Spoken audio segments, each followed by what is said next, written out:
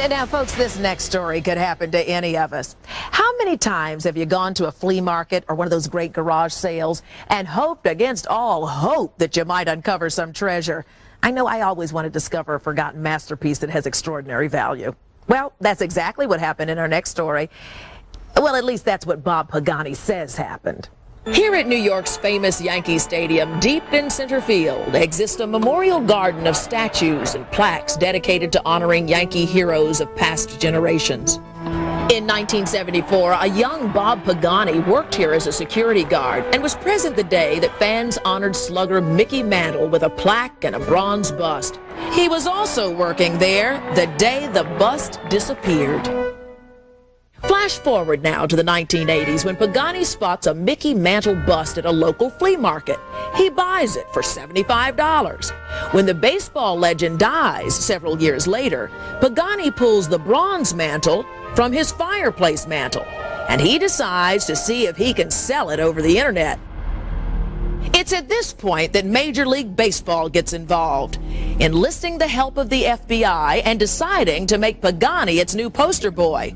A poster boy for those who would dare dabble in the trafficking of stolen sports memorabilia.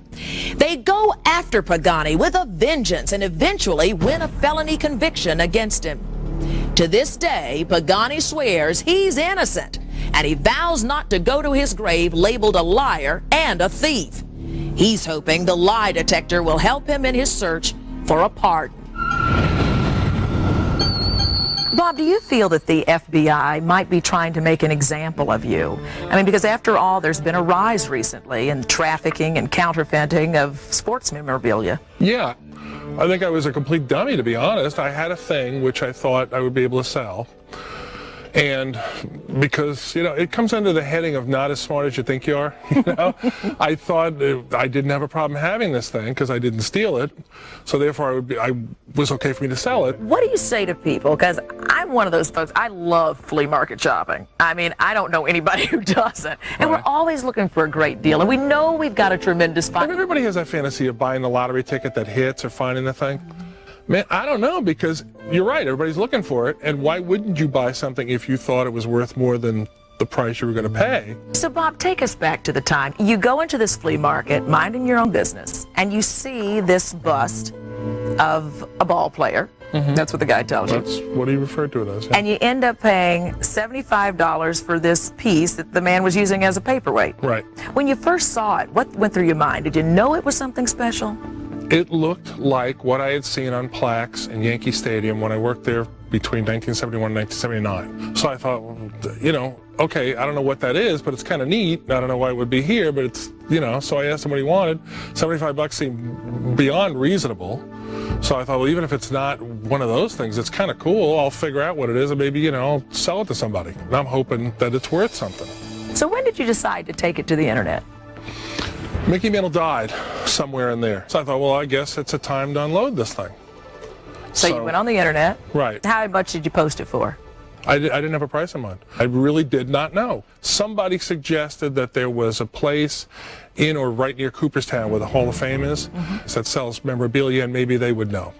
I called them and described it to the guy, and the guy said, gee, I don't know, you know, something like that might be worth $30,000 or more. $30,000? Right. It's the only number anybody had ever said to me. Wow, from $75 in the flea market to a prospect, a potential of $30,000. So what in the world did you do now immediately, bro? Well, I get another phone call from a guy who says he's really interested. He said, would you bring it to New York? Sure. I get on a shuttle, I fly to New York. He meets me at the airport. We go to a restaurant, a steak restaurant in Lower Manhattan, over on the west side. We go into the restaurant, we sit down, we have a nice lunch, his friend shows up. Then finally the buyer says to me, okay, how much do you want for it? I said, well, I've been told it might be worth $30,000. He says, I've got $25,000 cash on me. I guess you have a decision to make.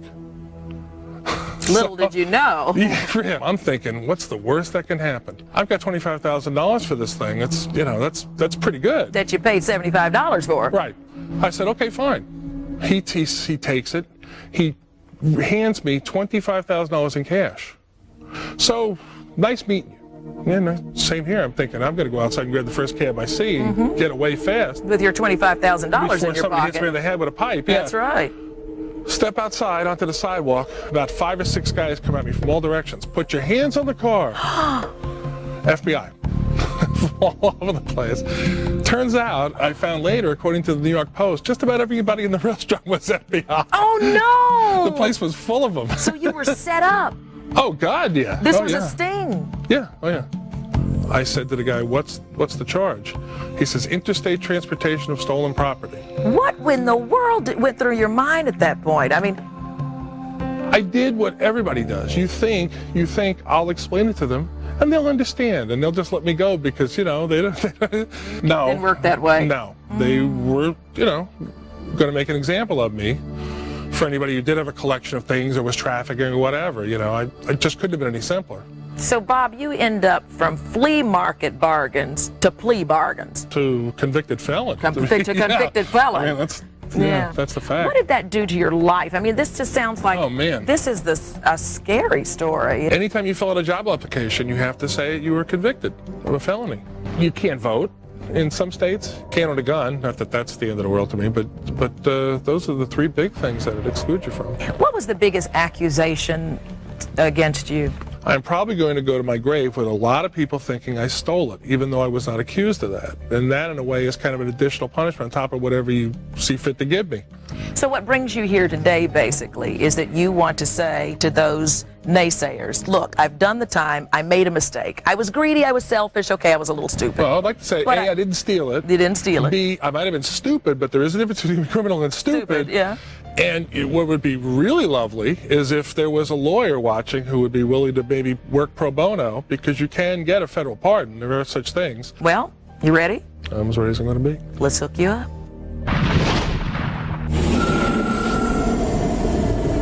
Look straight ahead. Are you now sitting down? Yes. We ask a question with an obvious answer.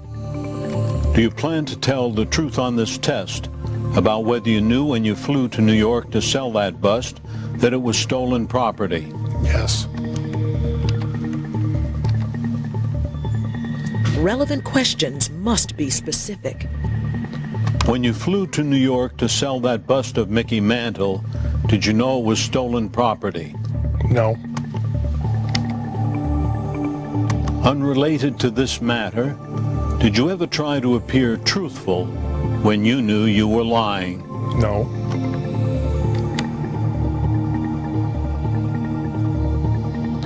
When you flew to New York to sell that bust of Mickey Mantle, did you know it was stolen property?